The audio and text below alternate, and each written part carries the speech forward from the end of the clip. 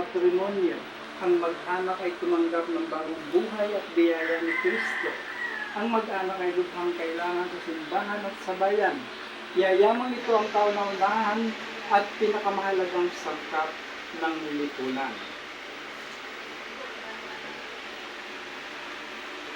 Si Kristong Panginoon ang salitang walang hanggan, kaisa ng Ama ay tumahan sa piling natin. Pinili niyang maging bahagi ng pamilya at pinagyaman niya ito ng kanyang mga biyaya. Halina't pakumbaba tayong dumulog sa kanyang tulong at pagkalinga para sa pamilyang ito. Panginoon, pamalagiin mo sa iyong kapayapaan ang pamilyang Salboro. Panginoon, dinggin mo ang aming panalangin. Nakatuon ang kalooban mo sa adhikain ng iyong ginagalang na Ama, gawin mong sambahan ng iyong Ama ang bawat tahanan. Manalangin tayo sa Panginoon.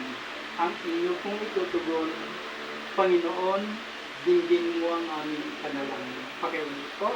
Panginoon, dinggin mo ang aming panalangin. Ginawa mong huwara ng pagdarasal, pagmamahal at pagkalima sa kalooban ng Ama ang sarili mong pamilya. Sa patuloy mong pangangalaga, gawin mong banal ang pamilyang ito at pagyamanin mo ng iyong mga handog. Manalangin tayo sa Panginoon. Panginoon, dinggin mo ang aming mga panalangin. Sa iyong pagpapahalaga sa karangalan ng pamilya, sinabi mo,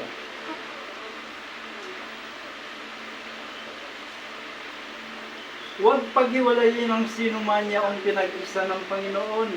Pag-isahin mo ang mag-asawang ito upang lalo silang mapalapit sa isa't isa sa buklod ng iyong pagmamahal. Manalangin tayo sa Panginoon.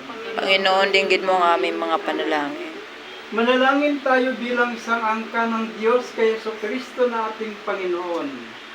Ama namin, sumasalangit ka, sambahin ang ngalan mo, mapasanin ang kaharian mo, sundin ang loob mo dito sa lupa para nang sa langit. Bigyan mo kami ngayon ng aming kakanin sa araw-araw at patawarin mo kami sa aming mga sala para ng pagpapatawad na nagkasala sa amin. At huwag mo kami paintulot sa tukso at iadya mo kami sa lahat ng masama. Amen.